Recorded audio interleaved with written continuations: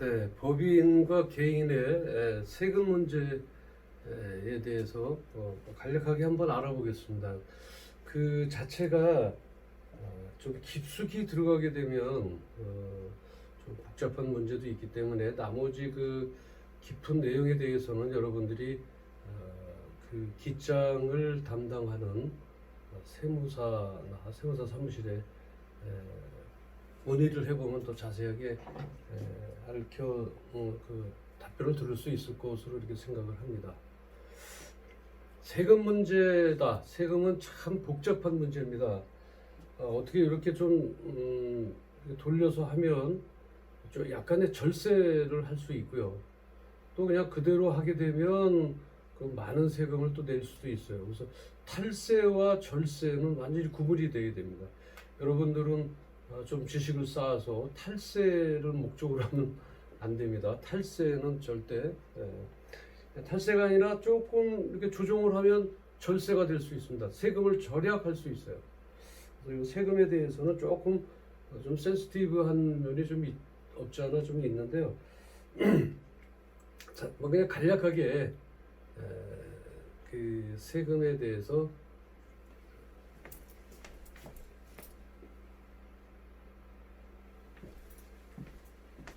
좀 알아보는, 세금에 대해서 알아보는 것으로 하겠습니다. 개인 소득에 대해서 사업 소득에 대한 소득세 부과를 합니다. 어디는요? 여기 개인 사업자는 개인의 소득에 대해서 또 사업 소득에 개인 소득이 있죠. 개인 소득이 예를 들면요, 개인 소득이라고 하는 것은 그 회사의 별개의 것으로 개인 소득을 얻을 수 있습니다. 예를 들면 저 같은 경우는 또 외적인 요소로 뭐 평가를 간다든지 정부 지원 사업의 평가를 간다든지 또는 어떤 기업의 컨설팅을 할 경우에는 그쪽에서 그 지출을 해야 되지 않습니까? 지출을 하려면 거기서는 원천 소득을 합니다. 3.3%. 그래서 나에게 컨설팅 비용을 줬다든지 아니면 정부에서 중기부, 그러니까 중소벤처기업부에서 평가료를 지불했다든지 해서 원천징수 3.3%를 띄고 주기 때문에 그것도 전부 소득으로 들어옵니다. 그건 개인 소득으로 들어가죠. 그 다음에 제가 이제 개인적으로 사업을 하고 있다, 개인 사업을 하고 있다 그러면 사업소득에 대한 소득세가 있어요.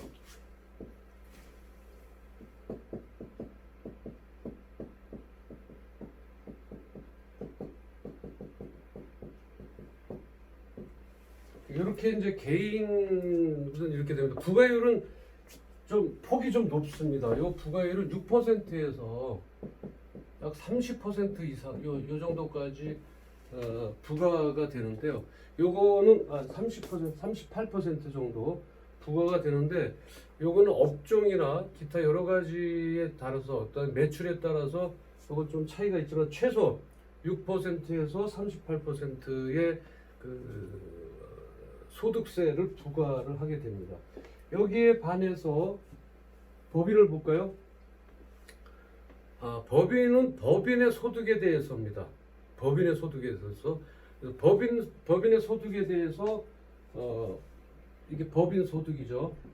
사업 소득이 사업 성과죠. 법인 소득 사업 성과에 대한 법인 소득과 또 법인 소득에 대한 법인세가 있습니다. 여기 법인이 소득에 대한 세금과 여기에 대한 법인 소득에 대한 뭐예요? 법인세. 요 법인세와 소득에 대한 법인세에 대한 그 세금을 하는데 보통 10% 또는 10%와 20%입니다. 법인세도요, 매출에 따라서 그 등급이 있습니다. 이 등급은 여러분들이 책정할 필요는 없고요. 여러분들은 어차피 법인으로 나가신다면 이 법인에 대한 기장이나 장부정리죠. 장부정리나 이런 것들은 세무사 사무실에 이렇게 맡겨야 되는 그런 경우가 있습니다.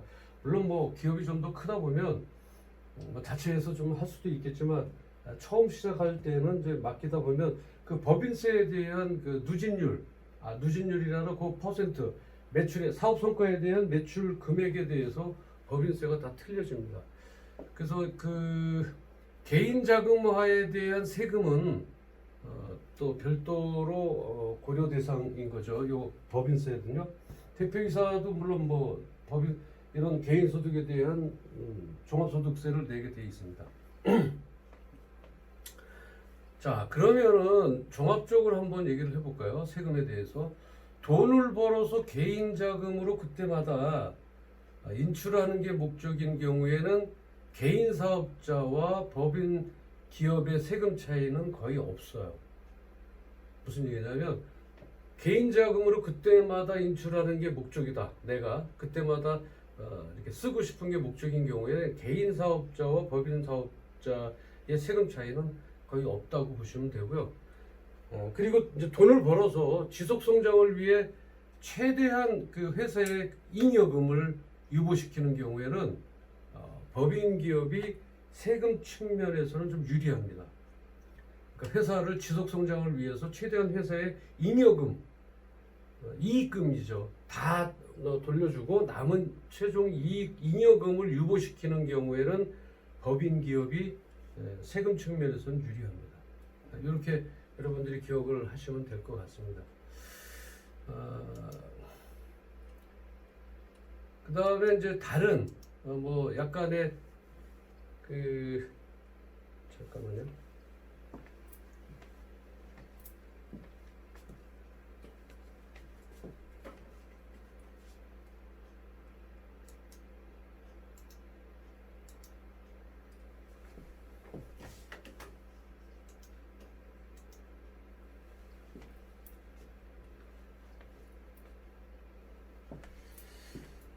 네, 카메라에 좀 이상이 배터리가 없는 것 같아서 이제 다른 이제 기타 이제 마지막 요 밑에 기타로 가게 되면 개인 업체는요 개인 사업자 기타로 가볼까요? 기타 뭐 여러 가지가 있을 거예요. 기타로 가보면 회계나 세무 처리가 간단해요. 그래서 소규모 사업자 형태에는 아주 적합합니다. 뭐가 간단해요? 회계하고 회계 처리가 회계하고 세무 처리가 간단합니다.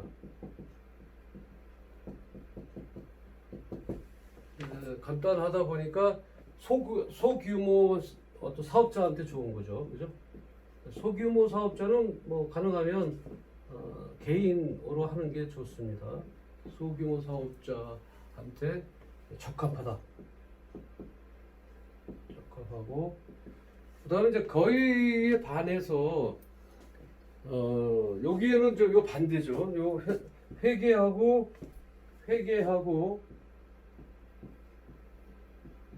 세무 처리가 좀 복잡해요.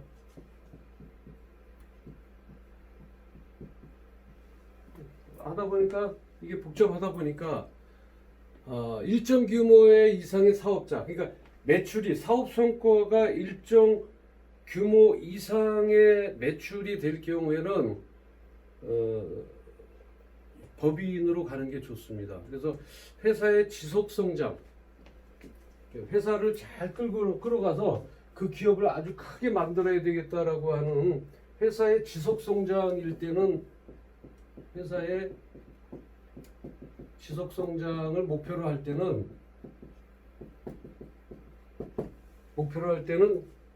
법인 기업이 상당히 유리하게 됩니다. 개인 사업자나 법인 기업의 선택은 어디까지나 경영자의 몫입니다. 다시 말하면 여러분들이 창업을 할 경우에는 여러분들의 몫입니다. 왜? 경우에 따라서 또는 내 아이템 또 내가 나가고자 하는 창업 방향에 따라서 선택할 수 있는 것입니다. 개인 사업자가 좋다, 법인 사업자가 좋다 이렇게 딱 부러지게 얘기할 수 없는 것들이 우리가 지금 지켜봤을 때 간략한 것들로 이제 지켜봤을 때 이러한 형태로 나오게 되는 것이죠. 지금 각자가 처한 그런 상황이나 또 이런 것들이 달라질 수 있습니다. 그래서 단순히 세금 측면에서 또는 대외적인 신용도 측면에서 아무래도 개인보다는 법인 회사가 대외적인 신용도 측면에서 조금 우위를 차지할 수 있죠. 어떤 그 측면에서 어느 게 낫다는 식의 단편적인 판단은 옳지 않습니다. 다시 말하면 뭐 외적인 신용도 개인 사업자가 튼실하면 외적인 신용도는 좋은 것입니다. 법인을 세워놓고 물건을 사입했는데 결제를 늦춘다든지 뭐 이랬을 때 하고 개인 사업자인데 결제를 아주 정확하게 해준다든지 이러면 대외 신용도라고 하는 것은 그렇게 법인과 개인으로서 판단할 수 없다는 것이죠. 저의 경험과 또 어떤 필드에서 겪은 여러 가지 것들을 보면 아직 어느 정도의 확실한 판단이 서지 않는다면 여러분들이 최대한 사업자를 내지 않는 형태로 유지하거나 사업자를 내지 않는 형태라고 하는 것은 비과세 아까 전기에 말씀드렸습니다만 그런 그 세금에 대해서 비과세 쪽으로 하거나 또는 개인 사업자 형태로 출발하고 처음에는 그 다음에 추후 법인 전환을 고려해 볼 수도 있습니다.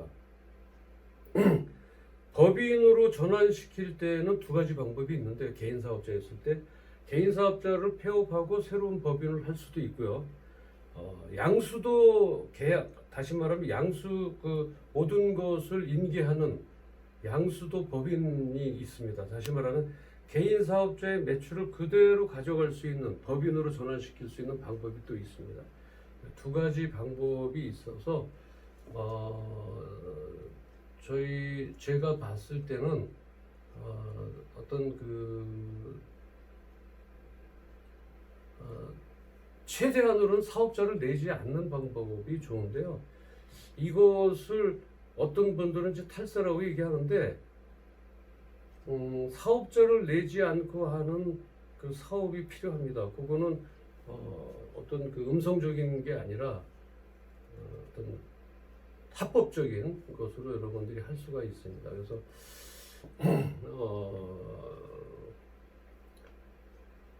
그러니까 어느 정도 판단이 서지 않았을 때 최대한 사업자를 내지 않는 그런 형태로 유지하시고 또는 개인 사업자로 형태로 출발하고 추후 법인 전환을 고려해 볼 수도 있는데요.